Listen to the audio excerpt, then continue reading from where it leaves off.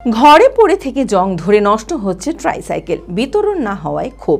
জানা যায় হরিহরপাড়ায় কিষাণ মান্ডির কর্মতীর্থে একটি ঘরে পড়ে থেকে নষ্ট হচ্ছে প্রতিবন্ধীদের জন্য বরাদ্দ ট্রাইসাইকেল, কিন্তু সেগুলো কোনো উপযুক্ত প্রতিবন্ধীদের মধ্যে বিতরণ করা হয়নি। অভিযোগ, তারা ট্রাইসাইকেলের জন্য বারবার প্রশাসনের কাছে আবেদন করেছিলেন, কিন্তু তারপরও তাদের কাছে সাইকেল পৌঁছয়নি।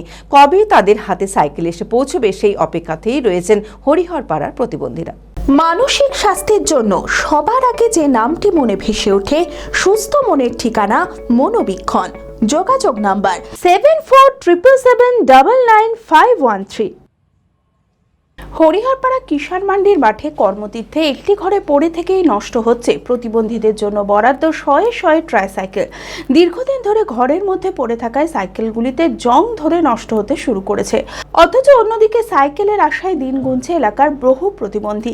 জানা গিয়েছে, মুর্শিদাবাদ লোকসভার সাংসদ আবু তাহের খানের তহবিল থেকে এই ট্রাইসাইকেলগুলো বরাদ্দ করা হয়েছিল, কিন্তু এখনো পর্যন্ত সেগুলো উপযুক্ত প্রতিবন্ধীদের মধ্যে বিতরণ করা হয়নি বলে অভিযোগ। পরে বলেছে দিব দিব করছে শুধু, তাই তো? কতদিন ধরে চাইছেন?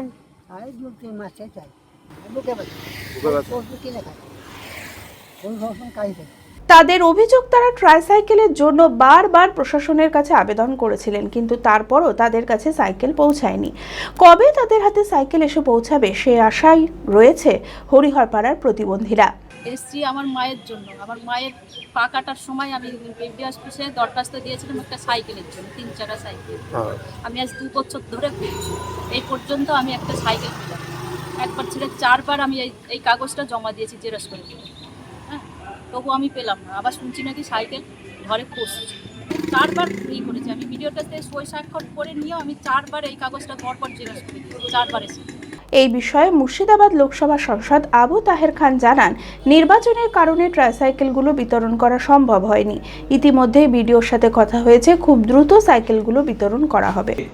আর কিছুটা এমএলএ সাহেব তার হেফাজতে রেখেছিল, পরবর্তী ক্ষেত্রে কিছুটা বিডিওর হেফাজতেও আছে।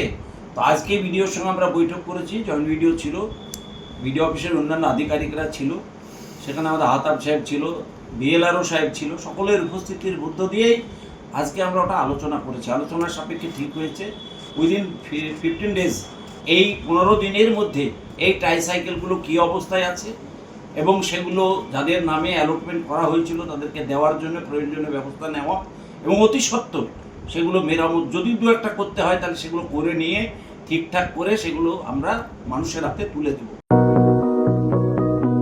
চরক স্কয়ার হসপিটাল সুস্থতার একমাত্র ভরসা।